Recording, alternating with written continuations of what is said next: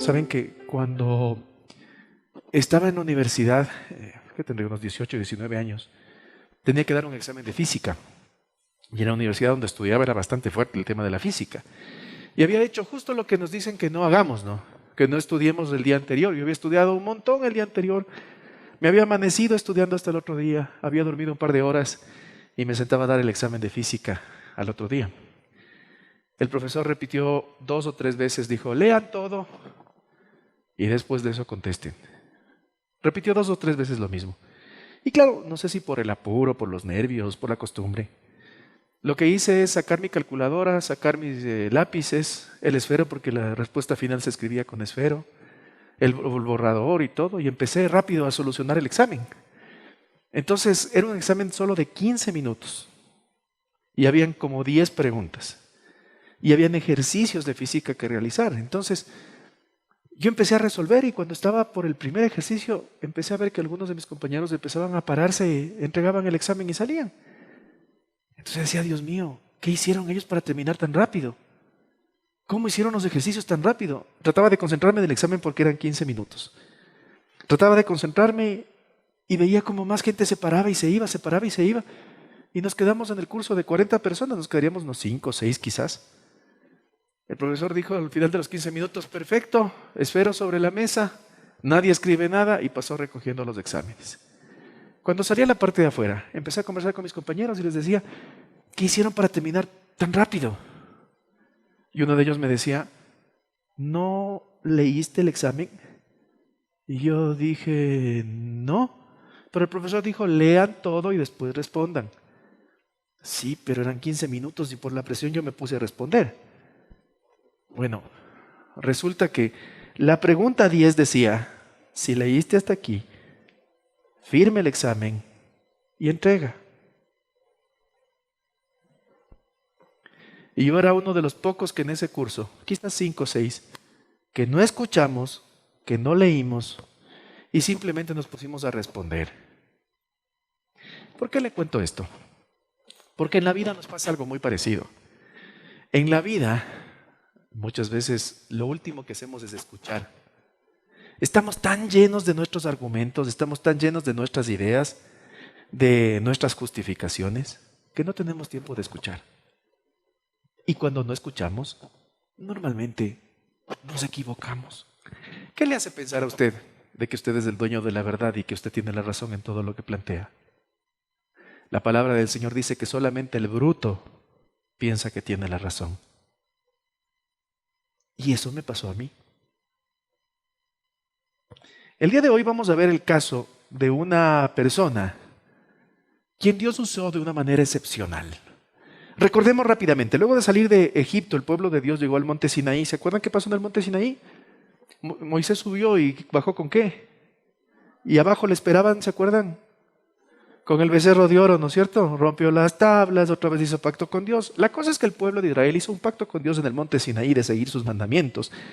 Después de aquello empezó una vida por el desierto de vagar por ser desobedientes. A su llegada a la tierra prometida lucharon por la posesión de la tierra y con Josué repartieron justamente según la instrucción que Dios les dio. El libro de los jueces nos relata lo que pasa después.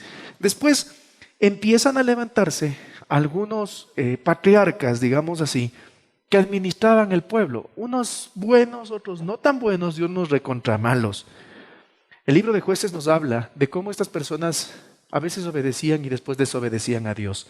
Había una corrupción moral y ética de todos los gobernantes del pueblo y cada vez Israel evidenciaba la necesidad de tener líderes sabios. El mensaje de hoy se llama Samuel contestó. Samuel contestó, así se llama este mensaje. Cierra sus ojitos. Padre, en el nombre de Jesús pedimos que hoy nuestra mente sea iluminada por tu palabra y que podamos recibir de parte tuya, Señor, esta enseñanza. En el nombre de Jesús, Señor, sujeto mi lengua al señorío de Cristo. La clavo a la cruz de Cristo para hablar solamente que procedan cosas de tu corazón y no del mío, Señor. Te pido, Padre Santo, que abras nuestro entendimiento y que tu Santo Espíritu nos ministre. En el nombre de Cristo Jesús. Amén. ¿Se acuerdan ustedes de Ana? Mientras todo esto pasaba en el pueblo de Israel, ¿se acuerdan qué pasaba con Ana? Ana llegaba cada año con su esposo a una fiesta de sacrificio y estaba cansada de que una mujer llamada Peniná, que era la ayudante de hogar, la segunda esposa que tenía su esposo, con el que tenía hijos, se le burlara. ¿Se acuerda? Que llegó, oró, le pidió al Señor que le dé un hijo y le dio un hijo. Eso lo vimos la semana pasada. Mire, a la vuelta de un año, esta señora se embaraza, tiene el hijo. A la vuelta de un año le dice al esposo: no voy a ir a esta fiesta de sacrificios, voy a esperar hasta que el niño coma solo, se valga por sí solo para llevarle al templo. Y eso es justamente lo que hizo. En Primera de Samuel, capítulo 2, ustedes pueden leer en su casita el canto de Ana. Es algo hermoso lo que Ana habla justamente en ese capítulo 2, dando gracias a Dios por la manera como Dios respondió su pedido. El canto de Ana se resume en esto: Dios resiste al orgulloso y Dios da gracia al humilde. En eso se resume. Y es que realmente Dios, a quien se llena de orgullo, le pone contra el piso. Inténtelo y va a ver cómo Dios le hace comer polvo hasta que se vuelva humilde. Samuel se convierte en una pieza fundamental en la lucha contra los filisteos. El pueblo filisteo, acuérdense ustedes, era parte de ese pueblo que quedó vivo y que empezó a hacerle la guerra justamente después al pueblo del Señor. Junto con los cananeos contaminaron las prácticas que tenía el pueblo de Dios. Fruto de eso, los hijos del sacerdote Elí, que se llamaban Ofni y Fines, ¿se acuerdan? Eran dos chicos incontrolables, hacían lo que les daba la gana. Y el pueblo de Israel en general se había vuelto en un pueblo orgulloso y arrogante. Pensaban que la presencia de Dios estaba con ellos y que por eso podían hacer lo que quiera. Estos chicos Ofni y Fines tomaron el arca del pacto. ¿Se acuerdan del arca del pacto? Hemos hablado algunas veces. El arca del pacto que simboliza la presencia del Señor. ¿Se acuerdan qué tenía el arca del pacto? ¿Qué contenía? Las tablas de la ley, la vara de Aarón y algo más. El maná. Contenía justamente este cofre, el arca del pacto, que simbolizaba la presencia de Dios para el pueblo. Lo que hicieron estos muchachos, Ofni y Fines, es: va a haber una batalla contra los filisteos. Cogieron el arca del pacto y llevaron y pusieron delante el arca del pacto, pensando que así traían una especie de amuleto que les iba a hacer ganar justamente la batalla. ¿Qué sucedió al final? El arca es robada por los filisteos y se la llevan a su tierra y terminan ellos envueltos en plagas y en varios males. Lamentablemente, mis queridos amigos, a veces nosotros pensamos que la presencia de Dios camina con nosotros y pensamos que nuestros criterios son justamente los que valen delante del Señor. La noticia que debo darles en esta mañana, la primera, es que Dios no es un trofeo de guerra. Quiero decir, la presencia de Dios no es propiedad ni suya ni mía. El arca del pacto simbolizaba la presencia de Dios para el pueblo israelita y pensaban Ofni y Fines que era exclusivo de ellos, y Dios les hizo saber que puede ocupar hasta un filisteo para poder poner, como dicen en Colombia, poner en cintura. Dicen, no, acá diríamos para meterle su coscacho a cualquiera que anda desviado. Así hace justamente el Señor. Y hay formas y formas de hacer ministerio. Una forma que es muy popular entre la gente para poder rápidamente llamar la atención por parte de líderes espirituales, ¿saben cuál es? Es decir, yo tengo la verdad, todos están mal. Y pensar que es propiedad mía la presencia de Dios. Y empezar a criticar. Este no hace bien esto, a este le falta el otro, este no dijo bien, esto no es así, esto es asado. Y la pregunta es: ¿quién nos puso por jueces? ¿Quién nos dijo que nosotros tenemos la exclusividad de la presencia del Señor? Dios libre mi lengua de decirles que sí y que no. Yo estoy aquí con el único propósito de compartirles lo que Dios me muestra que les diga. Estoy aquí a veces hasta en contra de mi propia voluntad. Porque otra cosa es pararse acá. Otra cosa es rendirse al señorío de Cristo y decir: Señor, haz lo que tengas que hacer. Y a veces hasta lidiar con gente que lamentablemente tiene poca capacidad de reflexionar sobre la vida, sobre Dios, y seguirles amando con el mismo amor. Mire, el pueblo de Dios en ese tiempo lamentablemente se ha vuelto un pueblo orgulloso y arrogante, y Dios les iba a hacer comer polvo hasta que entiendan que necesitan ser humildes. El primer punto que vamos a ver en esta mañana se llama fiel en lo secreto. La primera cualidad que encuentro en Samuel es que fue un hombre que tenía fidelidad en lo secreto. Samuel era un sacerdote, Samuel fue entregado al sacerdote Elí desde muy pequeño, y desde muy pequeño él servía, al punto que su mamá le lleva el primer año y le deja con una pequeña túnica, que era la ropa que él ocupaba para el servicio, y resulta que cada año que iba a la fiesta, cada año que iba a ver a su hijo, le llevaba una túnica un poco más grandecita, decía, ha de haber crecido un poquito, y le hacía una túnica más grande. Cada año le llevaba una túnica más grande a este niño. Ofni y Finees tenían sus habitaciones. El sacerdote Elí tenía su habitación, tenían su lugar, todos tenían su espacio. Pero Samuel entregaba al sacerdote del templo para que pueda servir al Señor. ¿Sabe dónde dormía? ¿Será que tenía su propia habitación con su baño privado? ¿Un pequeño departamento en el templo? Él dormía en el templo. Él habitaba en el templo. Mientras los hijos de Elí, Ofni y Finees, estaban ocupadísimos en el pecado y el papá estaba desesperado tapando y alcahueteando a sus hijos, resulta que Samuel vivía en la presencia de Dios. Resulta que Samuel estaba preocupado por servir a Dios. Y Dios no se quedó de brazos cruzados. Quiero que veamos 1 Samuel, capítulo 2, versículos 31 al 33. Dios no se quedó de brazos cruzados. Mire lo que hizo con Elí. Viene el día en que toda tu familia perderá importancia, le está diciendo Dios a Elí. Ninguno de tus hijos llegará viejo. Los pocos que queden como sacerdotes te harán sufrir mucho y también morirán jóvenes. Y tú serás testigo del bien que haré a mi pueblo. ¿Se acuerda que le contaba la semana pasada que permitieron estos muchachos que sus vidas se contaminen con las prácticas que tenían los cananeos y los filisteos? ¿Se acuerdan que les conté eso?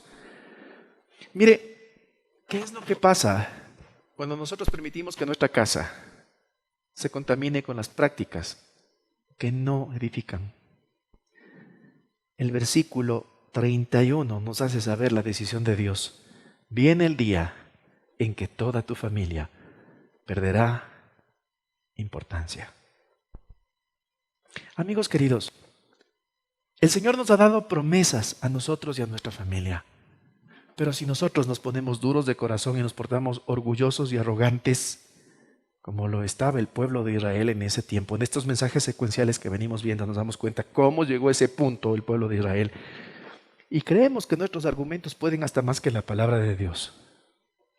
Llegará el día en que nuestra familia perderá importancia delante de Dios. ¿Qué pasó con esta familia? Mire, cuando negocias con el mundo, tu familia pierde importancia con Dios. Cuando eres permisivo con el pecado de tus hijos, de tu pareja, alejas a tus hijos de las promesas que el Señor te ha hecho. Si estás más preocupado en tapar o en alcahuetear las cosas que hacen tus hijos, la manifestación del Padre, pues no está precisamente en tu casa. Samuel pudo haber aprendido también eso. ¿Creen ustedes que Samuel no veía lo que hacían estos chicos Ofni y Finees cuando se robaban los sacrificios del templo? Cuando tenían relaciones sexuales en las puertas del templo con las mujeres que venían a orar. ¿Creen que Samuel no veía eso?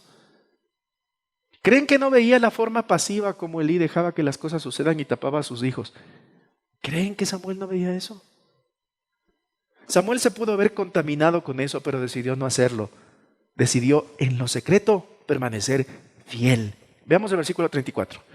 Para que sepas que todo esto sucederá tal como te lo he dicho, te daré una señal. Tus dos hijos, Ofni y Finees, morirán el mismo día. Sin embargo, yo pondré en mi santuario a un sacerdote ¿qué? Fiel, que hará todo. A ver, digamos juntos, todo como le gusta a quién. Haré que su familia viva mucho tiempo y que sirva al rey que he elegido. Mire, Dios le dice, tus hijos van a morir. Y es que hay una cosa que es importante. ¿Sabe quién pone y quita sacerdotes? ¿Quién pone y quita líderes? ¿Quién pone y quita pastores? ¿Sabe quién? La junta administrativa de una iglesia que se cansó del pastor y decidió darle una patada y mandarle. Ellos deciden. La votación de la Asamblea General o una revuelta, un complot de todos los miembros para mandar sacando a los pastores, a los líderes, para que ya no sirva fulano, sutano o perencejo. ¿Así funcionan las cosas con Dios? Déjeme decirle algo. El que pone y saca autoridades es Dios. Y cada vez que nosotros intentamos levantar un becerro de oro y hacer las cosas a nuestra manera, le estamos diciendo al Señor, deja nomás, nosotros sabemos cómo hacemos. Dios no necesita ayuda de nosotros para poner y quitar gente. El Señor no necesitó una revuelta para sacar a Elí, ni tampoco para castigar a sus hijos. Dios utilizó a los filisteos, es decir, a la gente del mundo, para matar a estos chicos que eran incorregibles. Cuando Elí escuchó la noticia de que sus 2 hijos habían muerto y que el arca había sido robada, ¿se acuerdan dónde pasaba Elí en el templo? Adelante sacrificando. Los que están en modo presencial en la iglesia, ¿se acuerdan? Los que estuvieron el domingo pasado, ¿se acuerdan? ¿Dónde estaba Elí? Adelante sacrificando. ¿O en la puerta chismeando? Y como él estaba sentado en una silla, resulta que se hace para atrás, la silla le vence, se golpea la nuca el hombre y muere en ese instante. Y se cumple la palabra que Dios había dado, y es que Dios no necesita que tú le defiendas, Dios no necesita que tú le ayudes, porque crees que Él se está tardando. Y esto para las personas que de pronto nos están mirando por internet. Si usted está cansado de la autoridad que tiene en su iglesia, el camino no es armar una revuelta. El camino es orar y pedir al Señor que haga justicia. Y Él puede ocupar hasta los filisteos para traer justicia a su casa. Dios levantará un sacerdocio fiel, es lo que dice. ¿Sabe qué es lo más chistoso de todo esto? Lo más chistoso de todo esto es que cuando yo me siento donde usted está y le digo, Señor, no hacen bien esto, no hacen bien el otro, deberían ser así, deberían ser asado, aquí falta amor, aquí esto, el otro, este otro. ¿Saben qué es lo que hace Dios? Dios dice así. Qué bueno que hayas visto todo esto, porque ahora el encargado de cambiar la cosa vas a ser tú. Y ahí es lo que mucha gente dice, ¿no? La mies es mucha, los obreros son pocos, dicen. Y viendo que hay necesidad, dicen, heme aquí, Señor, envíale mejor a él. Porque yo prefiero no meterme, porque soy bueno para criticar, pero soy malísimo para hacer, pues.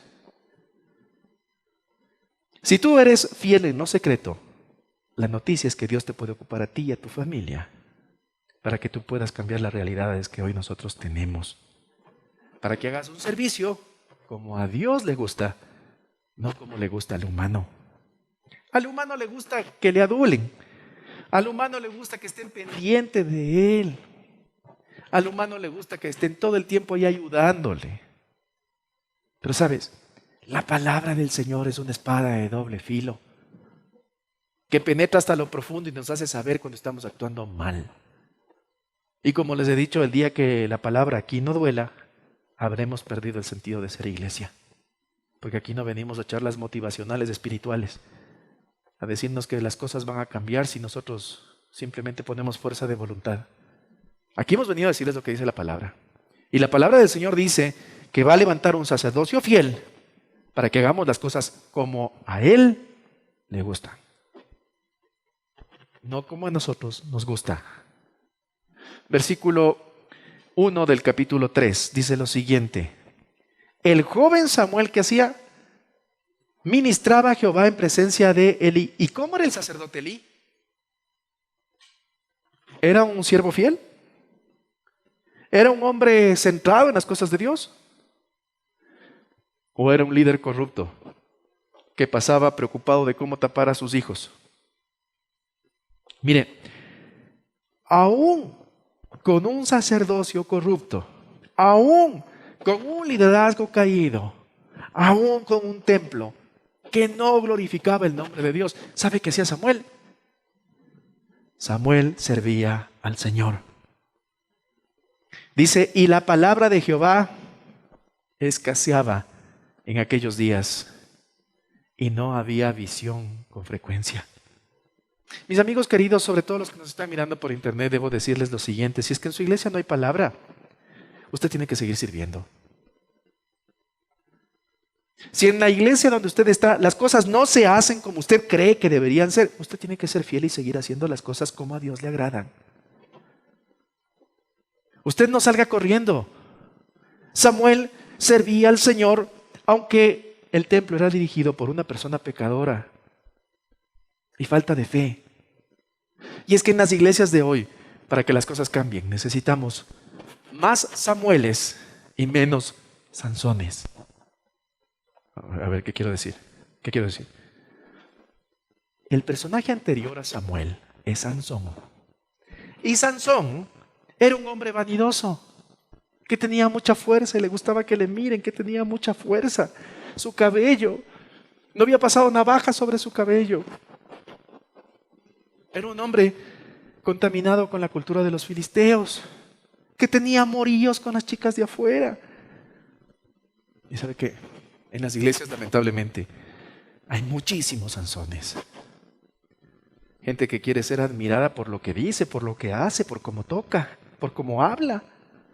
Que está esperando que le digan, qué lindo como ha arreglado, qué lindo como ha hecho.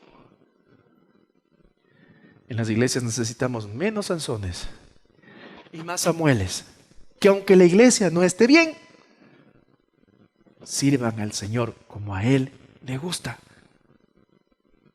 Si están aquí, parece que me han dejado recortados en cartón y se han ido. Necesitamos menos Samueles y más Sansones. Bueno, eso es para otro día, conversamos un poco más de esto. Samuel servía en la iglesia aunque no había palabra. No corras de un sitio porque no hay palabra. Al contrario, sirve al Señor y sé fiel al Señor y el Señor te puede ocupar como un sacerdote.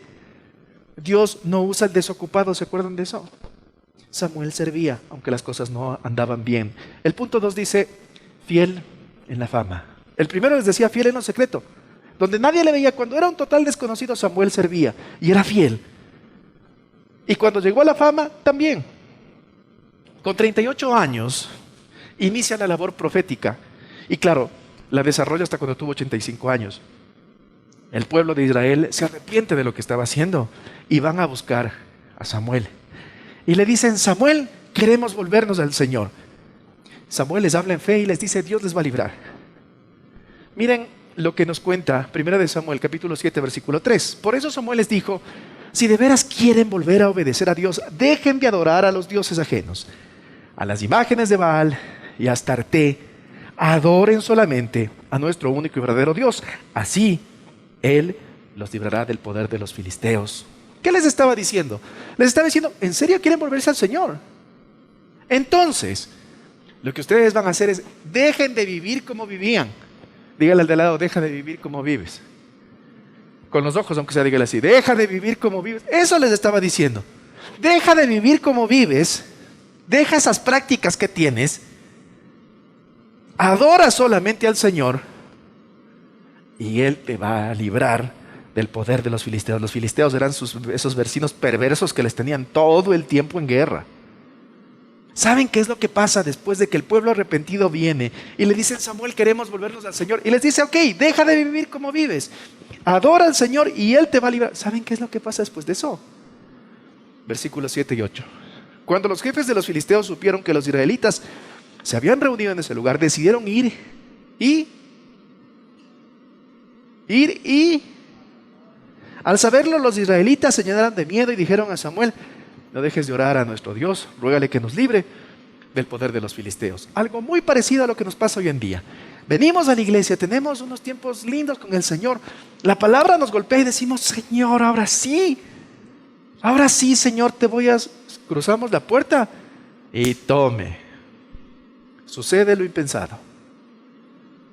Cruzamos la puerta, llegamos a la casa y nos topamos con lo que justo nos ha venido molestando todo el tiempo. ¿Y qué le decimos al Señor? ¿Cómo puede ser posible, Señor? Yo siguiéndote, sirviéndote, amando, diezmando fielmente, ¿cómo me va a pasar esto a mí? ¿Saben qué es lo que hizo justamente Samuel? Fue fiel en la fama. Porque hasta ese punto, cuando la gente va a buscarle, decirle, ve, dile a Dios que queremos regresar. Y Él les dice, no hay problema, dejen sus prácticas. adoren al Señor y el Señor les va a levantar. Resulta que los filisteos le caen. ¿Saben qué es lo que hace él? Versículo 9. Samuel tomó un cordero y mientras lo sacrificaba, le rogó a Dios que ayudara a su pueblo. Mientras tanto, los filisteos iban acercándose para atacar a Israel. Me quedo ahí. ¿Qué es lo que hizo Samuel? ¿Qué es lo que hizo Samuel? Dijo, ahí está por ir a la iglesia, ahí está por haber estado diciéndole, Señor, ¿cómo me respondes así? Ahí queda todo, mejor me voy, ya me enojé, me resentí. Eso es lo que hizo Samuel. ¿Qué es lo que hizo Samuel? Mire, en la época del inicio de la pandemia, que fue muy duro para todos nosotros, donde nuestra economía tuvo un vuelco, donde nuestros ingresos se vieron recortados, ¿saben lo primero que recortó mucha gente común? ¿Saben el primer gasto que recortó? ¿Cuál?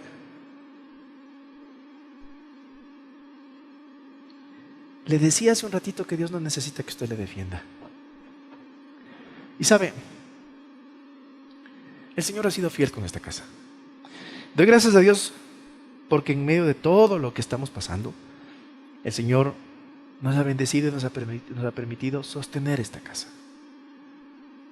El Señor ha mandado de maneras impensadas el recurso no solamente para mantener este lugar, sino para reunirnos en un lugar más grande.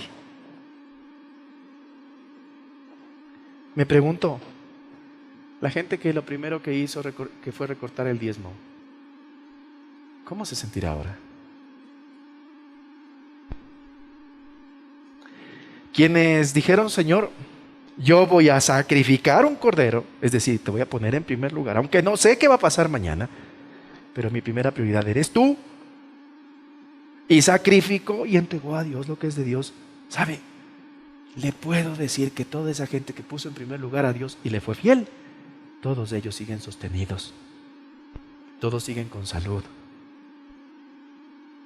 Puedo decirles que todos ellos no les ha faltado el pan. Hemos pasado aprietos como todos. Como todos. Pero quien pone en primer lugar a Dios, Dios le pone también en primer lugar. Mire lo que sigue diciendo. Pero Dios escuchó a Samuel y envió que fuertes y espantosos truenos. Cuando los filisteos los oyeron, se llenaron de terror y salieron corriendo.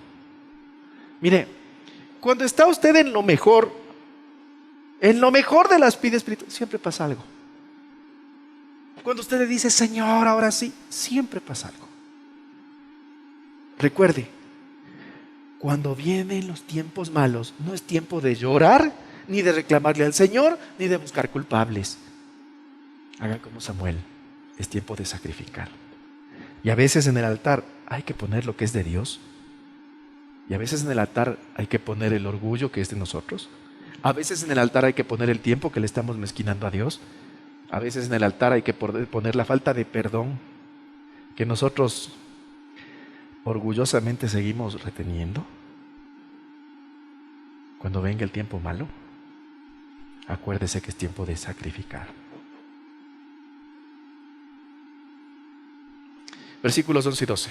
Los israelitas persiguieron a los filisteos desde Mizpa hasta Bet-car y los vencieron. Entonces Samuel tomó una piedra y la puso entre los pueblos Mizpa y Sen y la llamó Ebenezer, pues declaró, hasta aquí nos ha ayudado Dios. Hizo esto para que todos recordaran cómo Dios los había ayudado. Pregunta: ¿ese momento era un momento glorioso o era un momento triste que estaba viviendo Samuel? Pónganse a pensar. Samuel les dice, perfecto, quieren volverse de sus malos caminos, dejen sus prácticas antiguas, adoren solamente al Señor y Él les va a librar de sus enemigos. Acababa de decir eso y los filisteos le caían. Él, en vez de ir a llorar o echar la culpa a otro, lo que hizo es sacrificar. Y Dios le entregó la victoria. Dios ocupó hasta truenos, vientos y demás para que salgan corriendo los filisteos. Y los venció. Lo primero que hace después de eso Samuel es poner una marca diciendo, hasta aquí el Señor nos ha ayudado. Dios ocupa poderosamente a Samuel para dirigir al pueblo a su presencia, para derrotar a sus enemigos, Pero más adelante vemos también a un Samuel que es usado en la esfera política. No como candidato de repente, no, yo respeto, cada uno tiene su convicción, cada uno sabrá qué es lo que hace delante del Señor. Les puedo hablar de mi convicción, no puedo criticar la convicción de otro. Alguna vez vinieron a proponerme ser candidato para concejal en el Cantón Mejía.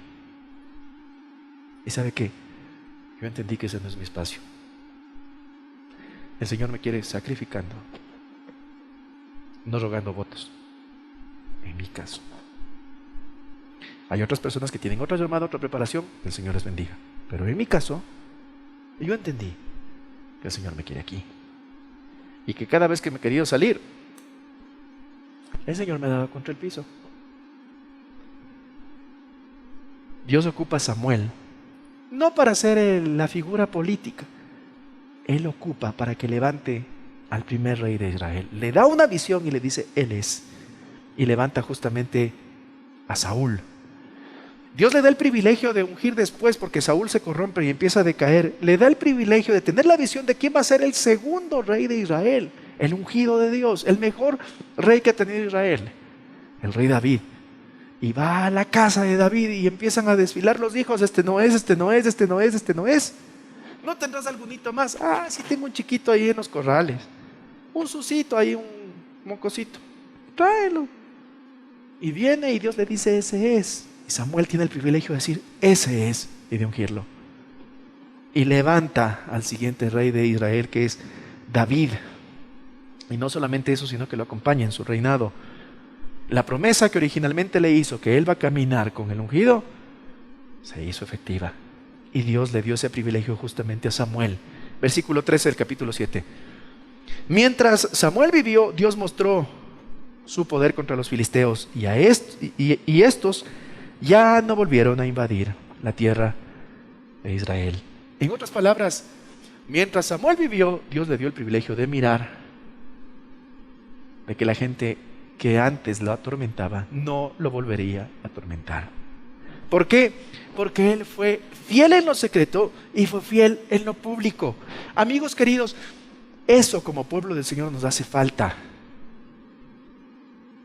¿Cómo es su vocabulario en lo secreto? ¿Cómo es su vocabulario en lo público? ¿Cómo son sus pensamientos en lo secreto? ¿Cómo son sus pensamientos en lo público? Aquí en la iglesia podemos revestirnos de santidad, ¿no? Y tener un lenguaje muy cristianito, pero ¿cómo es tu lengua cuando llegas el lunes a la oficina? ¿Cómo te diriges a tus compañeros, a tu jefe, a tus compañeras? El secreto que tuvo justamente Samuel es el que vamos a mirar. El punto 3 dice, el secreto de un hombre fiel. Debemos remontarnos a los primeros días de Samuel en el templo, cuando todavía era un muchacho, cuando estaba a orden de un sacerdote que era corrupto y alcahuete. Debemos remontarnos a esos primeros días donde su mamá va y lo deja siendo un niño que recién podía comer, que veía una vez al año a su mamá cuando le entregaba una pequeña túnica, que quizás esperaba con ansias que llegue la fiesta para poder mirar a su mamá. Pero él tenía clarito que iba a estar en el templo, aunque no tenía un dormitorio para él, aunque tenía que dormir en el templo, él tenía clarito que estaba destinado, su vida, Samuel, pedido a Dios, él estaba destinado a servir. El pequeño Samuel, muchos teólogos piensan que tenía entre 8 y 10 años cuando esto pasó, empieza a escuchar una voz que le llama Samuel, Samuel. Y él se despierta y corre a buscar al sacerdote y le dice, ¿me llamaste? El sacerdote le dice, no, no te llamé. Va y se acuesta de nuevo y otra vez, Samuel, Samuel. Se levanta, corre otra vez donde Elí, ese sacerdote corrupto. ¿Me llamaste? Y le dice, no, no te he llamado. Y cuando pasa por tercera vez, esto es lo que miramos. Regresemos al capítulo 3, versículo 9. Y dijo Elí a Samuel, ve y acuéstate, y si te llamare dirás, habla Jehová porque tu siervo oye. Habla Jehová porque tu siervo, ¿qué dice? Oye. Así fue Samuel y se acostó en su lugar. Mire, si algo nos falta como comunidad cristiana, es en este tiempo decirle, Señor, habla que yo oigo. Lo que le decimos es, así hables, yo tengo mi pensamiento, yo tengo mi idea, yo tengo mi convicción, yo tengo mi creencia. Y el Señor te puede decir un montón de cosas y tú, pero yo creo esto, estoy de acuerdo con esto y con lo otro no estoy de acuerdo. Adivine quién pierde. Puede ser que tu autoridad espiritual a tus ojos sea un corrupto, sea un alcahuete. Puede ser que tu autoridad espiritual a tus ojos no esté haciendo las cosas bien. Pero cuando tu autoridad espiritual tiene algo que proviene del corazón de Dios, como en este momento donde Elí le dice, Samuel, si te vuelve a hablar esa voz, dile, habla que tu siervo escucha. Eso no provenía del corazón de Elí, provenía del corazón de Dios. Si tu autoridad espiritual te hace saber palabra del Señor, y tú tienes la capacidad de hacer caso, tú tienes la capacidad de obedecer, ¿sabes qué es lo que va a pasar? Dios puede bendecir grandemente tu vida. No sé si ustedes saben, pero a mí me encanta el café. Soy un loco por el café. Y les decía a los chicos en la parte de atrás, no me hace falta entrar a la iglesia. No sé si les pasa a ustedes eso. Y cuando entran huelen café. ¿Les ha pasado en esta casa eso? A los que han venido entre semana. ¿Saben por qué? Porque a mí me encanta el café. Entonces, siempre en la oficina tenemos una cafetera con café. Es dificilísimo hacer café, ¿no es cierto? Es durísimo, la receta tengo anotada yo ahí, si no me olvido los ingredientes. ¿Cuáles son los ingredientes para hacer un café? Agua. ¿Qué más? Café y azúcar. En mi caso, yo a veces le pongo un toquecito de canela, pongo unos palitos de canela dentro de la jarrita donde está caliente el café y le da un saborcito rico. A veces le pongo unas gotas de vainilla y así, ¿no? Hay gente que le pone diferentes cosas, pero los 3 ingredientes básicos son agua, café y azúcar. ¿No es cierto? Espiritualmente, mis amigos, ¿qué representa el agua? La vida. ¿Que proviene de dónde? De la palabra del Señor. Como ríos de agua viva es la palabra del Señor. Mire, cuando usted viene un domingo o cuando usted mira una de nuestras transmisiones y el Señor le da palabra, usted está recibiendo agua. Pero para que el agua se convierta en café, ¿sabe qué se necesita? Café y azúcar. En la vida cristiana, cuando Dios le da palabra, usted necesita 2 cosas. Necesita fe para poder creer. Y ahí dirán todos, yo sí tengo fe, yo creo en el Señor, yo sí sé que el Señor va a estar... Sí. Pero en la segunda es donde todos patinamos. Necesita fe y obediencia. Y ahí es donde no nos gusta. Porque hay cosas en obediencia que no queremos hacer. Yo sí, con todo estoy de acuerdo. Con esto no estoy de acuerdo, porque esto sí, porque te afecta, pues.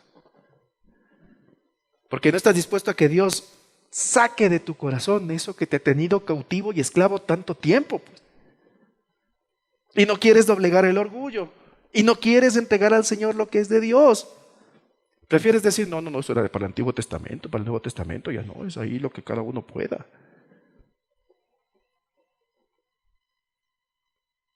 ¿Quieres que las promesas de Dios se activen en tu vida?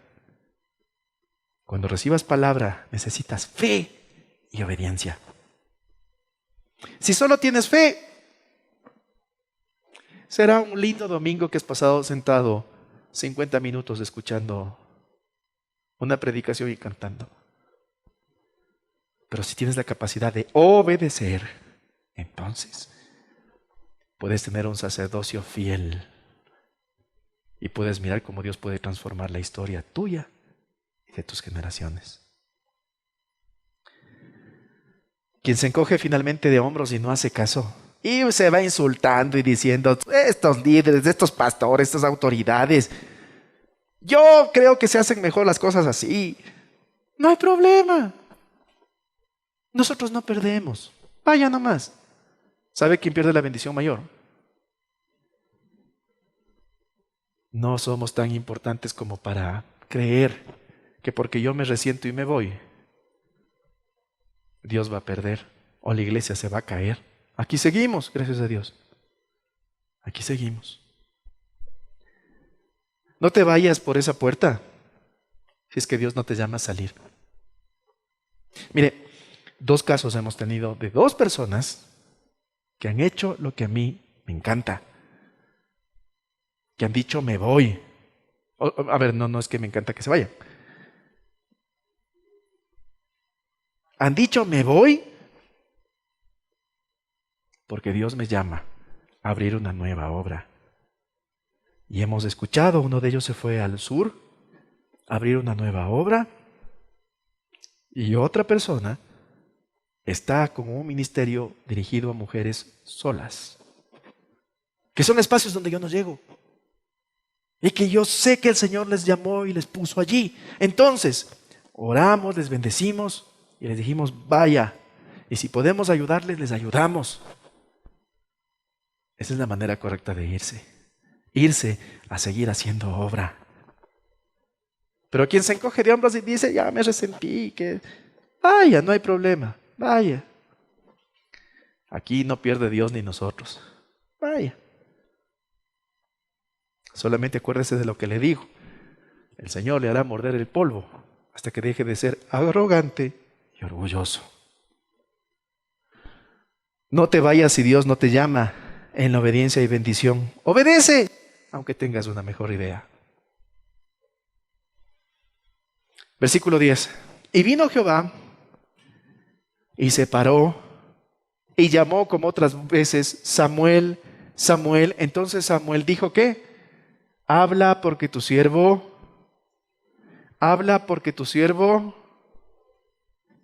el secreto de un hombre fiel y exitoso es primero escuchar a Dios antes que a los hombres. Es escuchar primero a Dios antes que a su propio corazón. Es escuchar primero a Dios antes que a su arrogancia y a su orgullo. ¿Sabe qué hubiese pasado si en ese examen que le cuento yo hubiese escuchado, hubiese entendido, en vez de estar con mi idea, hubiese entendido lo que el profesor me estaba diciendo? ¿Sabe qué es lo que hubiese pasado? Hubiese leído todas las preguntas, hubiese firmado el examen y me hubiese sacado un 10. Pero como estaba con mi propio plan, me puse a ser apurado, mientras un montón de gente debe haber estado matándose de la risa viéndome, que yo no podía con algo que a ojos del profesor era sencillo. Mire, en esta mañana mi anhelo es que usted logre escuchar la voz de Dios por sobre todas las cosas, por sobre sus impulsos humanos, por sobre su plan, por sobre sus reflexiones, por sobre lo que le han dicho. Primero escucha a Dios. El secreto para un hombre como Samuel, que fue el que llevó de la vida tribal a la vida de reino al pueblo de Israel, fue un día haberle dicho, Señor, habla que yo escucho. Habla que yo escucho. Dios habla por 3 vías. Dios habla a través de su palabra.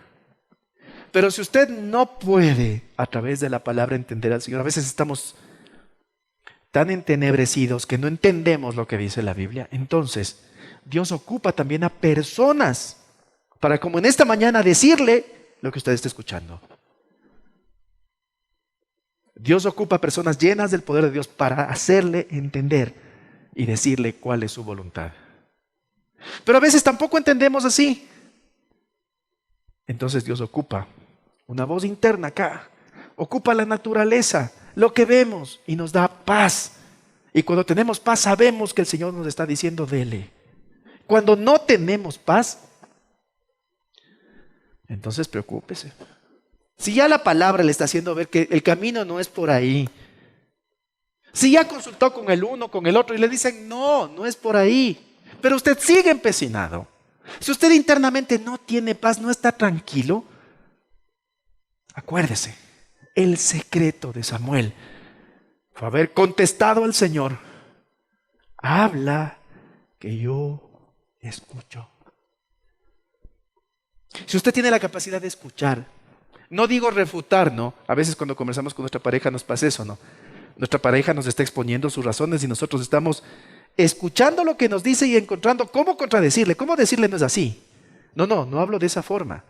Cuando estamos dispuestos a escucharle al Señor y recibir lo que Él tiene para nuestra vida y cambiar nuestra manera orgullosa y arrogante de presentarnos delante de Él, entonces Dios nos puede ocupar para hacer las cosas como a Él le gusta, no como a nosotros nos gusta. Amén. Sí. Disculparán nomás, pero ya saben que aquí a IBF no se viene a charlas de motivación espiritual. Eso es lo que la palabra del Señor me muestra. Samuel fue usado, levantado y honrado, porque primero escuchó la voz de Dios y estuvo dispuesto a obedecer más que a sus brillantes reflexiones. Finalizo con esto. Si quieres luchar, reflexiona y actúa según tus criterios. Pero si quieres ganar la batalla, aprende a escuchar y a obedecer a Dios por sobre todas las cosas.